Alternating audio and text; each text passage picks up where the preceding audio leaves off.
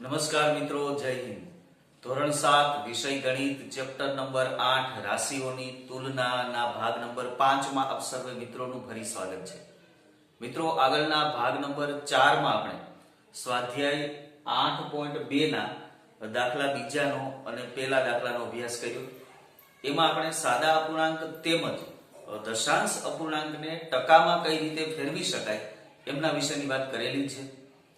આજના ભાગમાં આપણે દાખલા નંબર 3 કે જે આકૃતિઓ ઉપર આધારિત દાખલો છે, આપણને ત્યાં એવું કીધેલું છે કે આપેલ આકૃતિઓનો કેટલો ભાગ રંગીન છે તે નક્કી કરી અને રંગીન ભાગના ટકા શોધો. મિત્રો, અહીંયા આપણને 3 આકૃતિઓ આપેલી છે. 3 આકૃતિઓને કંઈક સરખા ભાગમાં વિભાજિત કરેલ છે.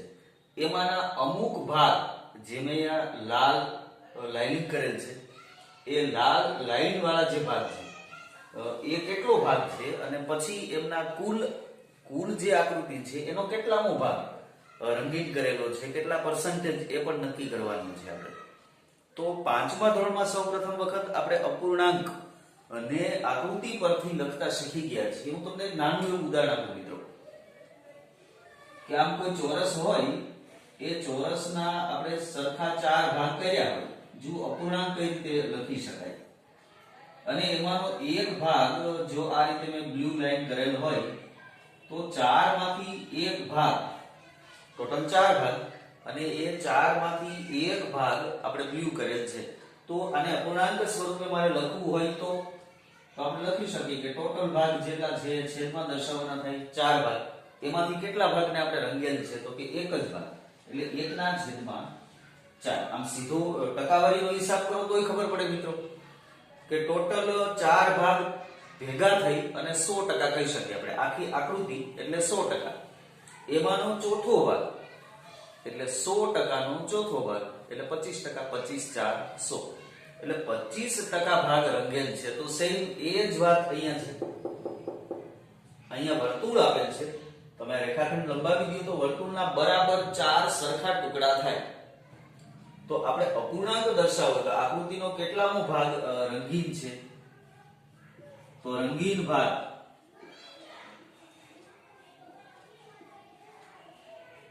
એટલે કુલ ભાગ 4, એ 4 ભાગમાંથી એક ભાગ રંગેલો છે, તો રંગીન ભાગ છે ચોથો ભાગ એટલે 1/4. આ રંગીન ભાગની ટકાવારી પણ આપણે નક્કી કરવાની છે. તો રંગીન ભાગની ટકાવારી,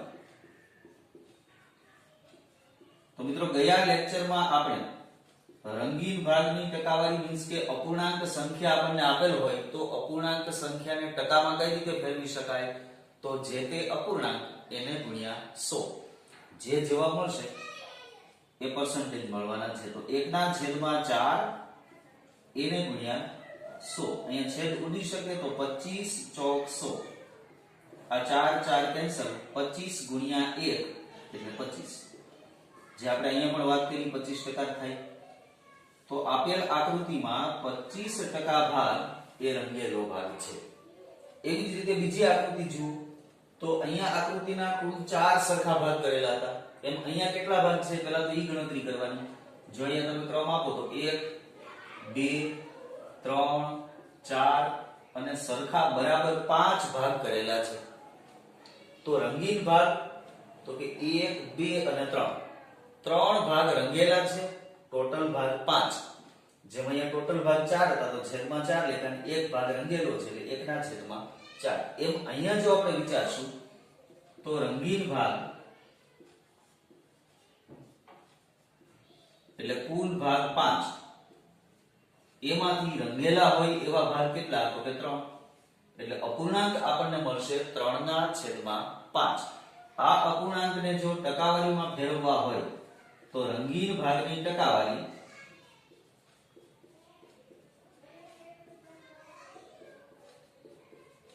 એટલે આપેલો અપૂર્ણાંક 3/5 અને એમને ગુણ્યા 100.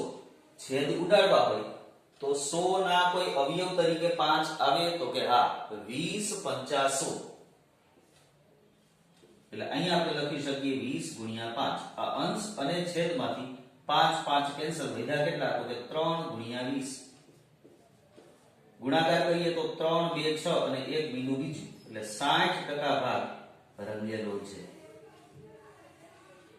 આમ પણ સીધી ખબર પડે મિત્રો કે આખી આકૃતિ એટલે 100%. તો 100% ના કુલ કેટલા ભાગ કર્યા છે? 5 ભાગ. તો 100 ના 5 ભાગ એટલે એક ભાગ થયો 20%. 20 40 60 80 અને 100. એમાંના 3 ભાગની જો તમે ગણતરી કરો તો 20 40 અને 60. તો એ 60% ભાગ રંગેલો ગણે. એમ અહીંયા વિચાર્યું તો 25 25 25 અને 25 એટલે 100 થઈ ગયા. તો અહીંયા માત્ર એક જ ભાગ રંગેલો છે એટલે 25% આવશે. ત્યાં વિચારીએ આકૃતિ 3 માં જો આપણે રંગેલા ભાગથી શરૂ કરીએ 1 2 3 4 5 6 7 અને કુલ 8 ભાગ કરેલા છે સરખા. ટોટલ આખી આકૃતિના એક સરખા 8 ભાગ કરેલા છે. હવે આ 8 ભાગ એમાંથી રંગેલા ભાગ કેટલા? તો કે 1 2 અને 3 ભાગ રંગેલા છે. હવે આપણે રંગીન ભાગ જો આપણે શોધવો હોય તો રંગીન ભાગ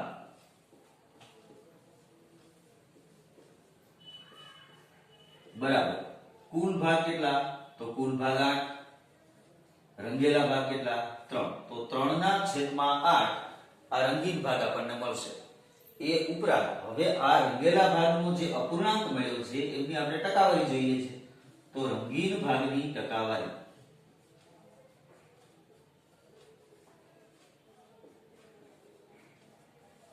બરાબર આ અપૂર્ણાંક એમને ગુણ્યા 100. હવે મિત્રો 100 ના કોઈ અવયવ તરીકે 8 આવવાના નથી. છેદમાં 8 છે, જેમાં અહીંયા 5 હતા તો આપણે નક્કી કરી શક્યા કે 100 ના એક અવયવ તરીકે 5 હોય એટલે સીધો છેદ ઉડી શકે. પણ અહીંયા 8 આવી શકે નહીં.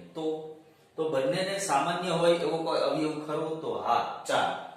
અહીંયા તમે 4 2 8 કહી શકો અને અહીંયા 25 4 100 કહી શકો. એટલે આ 4 4 અંશ અને છેદમાંથી કેન્સલ થાય. અંશમાં કેટલા વધ્યા? તો કે 25 અને 3. 25 અને 3 નો ગુણાકાર કરીએ એટલે 25 તેરી 75 અને એમના છેદમાં આવશે 2. 75 ના અડધા કરો એટલે 37 નું 74 અને 1 ના અડધા કરો એટલે અડધો 37.5%. આમ કદાચ મિત્રો આનાથી વધારે ભાગ કરેલા હોય, એક સરખા 9 ભાગ કર્યા હોય કે 10 ભાગ કર્યા હોય કે આકૃતિ બદલાવેલી હોય, કદાચ અહીંયા વર્તુળ છે એના બદલે ચોરસ હોઈ શકે, લંબચોરસ ગમે તે હોય, તો કુલ ભાગ અને રંગેલા ભાગ કેટલા છે એમના ઉપરથી આપણે જે તે અપૂર્ણાંક મેળવી શકીએ અને એમના ઉપરથી ટકા મેળવવા માટે માત્ર આપણે 100 વડે ગુણવાના થાય છે. મિત્રો ત્યાર પછીનો દાખલા નંબર 4 જોઈએ. ત્યાં આપણે અમુક પર્સન્ટેજ શોધવાના છે. જે તે રકમ, કલાક કે જે કંઈ આપેલું છે એમના જેટલા પણ ટકા શોધવાનું કીધેલું છે એ મેળવવાના છે. તો સૌથી પહેલા એ 250 ના 15% જોઈએ છે આપણે. તો 250 ના 15% એટલે 250 આવા અગાઉ પણ આપણે કરી ચૂક્યા છીએ. એને ગુણ્યા જે ટકા છે એમના છેદમાં આવશે 100. આમ સિમ્પલ ત્રિરાશિ કદાચ માનો કે મિત્રો આમાં હજી એ ટકો ન પડ્યો તો સાંભળી લો એકવાર કે 250 એટલે પૂરા 100% કહેવાય. એટલે આપણે ત્રિરાશિ મૂકીએ કે 100 એ 250 તો 15 એ કેટલા? તો 15 ગુણ્યા 100 એના છેદમાં આવશે 250. તો આ જ વાત થઈ. 100 એ 250 તો 15 એ કેટલા? એ જ વાત આવશે આપણને. 250 ગુણ્યા 15 ના છેદમાં 100. આનો છેદ ઉડી શકે એમ હોય તો ઉડાડી આપણે. આ એક એક બિંદુ કેન્સલ અહીંયા. 5 2 10 અને 25 25 25. આ 5 5 કેન્સલ. હવે વધ્યા 15 5 75. 15 ગુણ્યા 5 એટલે 75 એમના છેદમાં 4. 2 75 ના છેદમાં 2 વધ્યા માત્ર. 75 ના અડધા કરીએ 37 2 74 અને 1 નો અડધો કરો એટલે અડધો આવશે 37.5%. 250 ના 15% એટલે 37.5 થાય. ફરીવાર 250 ના 15% એટલે 37.5. બીજું જોઈએ કે 1 કલાકના 1%. હજુ આનો હિસાબ આપણે મિનિટમાં પણ આપી શકીએ, સેકન્ડમાં પણ આપી શકીએ. આપણને ખબર છે કે 1 કલાક એટલે 60 મિનિટ અને 60 મિનિટમાં પ્રત્યેક મિનિટની 60 સેકન્ડ એટલે કુલ 1 કલાકની 3600 સેકન્ડ થાય. પણ આપણને કલાકમાં પૂછેલું છે તો કલાકમાં જવાબ આપીએ આપણે કે 1 કલાક એના 1 ટકો એટલે 1 ના છેદમાં 100. આપણે વિચારીએ તો અહીંયા 1 ના છેદમાં 100 એટલે અહીંયા પોઈન્ટ લેવું હોય મારે એટલે 0.01 આવું થાય. 0.01 કલાક. 1 કલાકનો 1 ટકો એટલે 0.01 કલાકમાં જવાબ આપવો હોય તો આટલો જવાબ આપી શકાય. કદાચ માનો કે આપણે સેકન્ડમાં જવાબ આપવો હોય તો આપણને ખબર છે કે 1 કલાક એટલે 3600 સેકન્ડ થાય. તો 3600 સેકન્ડના 1% જોઈએ છે આપણે. તો 3600 એને ગુણ્યા 1 ના છેદમાં 100. આ મીંડું કેન્સલ એટલે અહીંયા મને મળશે 36 પૂરા. 3600 સેકન્ડના 1% એટલે 36 સેકન્ડ મળશે. આ જે મળ્યું 1 કલાકમાં મળ્યું. 1 કલાકનો 1% એટલે 0.01 કલાક અને 1 કલાક એટલે 3600 સેકન્ડ. 3600 સેકન્ડના 1% એટલે 36 સેકન્ડ થાય. ત્યાર પછી જોઈએ તો રૂપિયા 2500 ના 20%. તો 2500 એમને ગુણ્યા 20 ના છેદમાં 100. અહીંયા બે મીંડા કેન્સલ એટલે છેદમાં કઈ વધ્યું નહીં. આ 25 એને ગુણ્યા 2 એટલે 50 અને અહીંયા 20 છે એટલે એક મીંડું વધારે તો રૂપિયા 500 થાય. 2500 રૂપિયાના 20% લેખે તમે હિસાબ કરશો એટલે રૂપિયા 500 થશે. ત્યારબાદ 1 કિલોના 75%. 1 કિલોગ્રામ એના 75% એટલે 75 ના છેદમાં 100. હવે છેદ ઉડે તો 25 તેરી 75 અને 25 ચોક 100. અહીંયા 25 કેન્સલ એટલે 3 ના છેદમાં 4 મળે આપણને. આ 3 ના છેદમાં 4 એનો જો ભાગાકાર કરીએ આપણે અથવા તો સીધું માનો કે અહીંયા છેદમાં 2 આંકડા છે એટલે 1 અને 2 સ્થાન પછી સીધો અહીંયા પોઈન્ટ લઈ લો તો તમને 0.75 થાય. આનો ભાગાકાર કદાચ કરશો તમે તો એ ભાગાકાર મળવાનો છે 0.75. આ શું મળ્યું તો કે કિલોગ્રામ. એટલે 1 કિલોગ્રામના 75% એટલે 0.75 ગ્રામ થયું કહેવાય. બીજું હવે ગ્રામ છે એમને આપણે જો કિલોગ્રામ છે એમને ગ્રામમાં ફેરવવા હોય તો 1000 ગ્રામ એ 1 કિલોગ્રામ થાય. એટલે આને સીધા જો ગ્રામમાં જવાબ આપવો હોય મારે તો 0.75 એમને ગુણ્યા 1000 આટલા ગ્રામ થાય.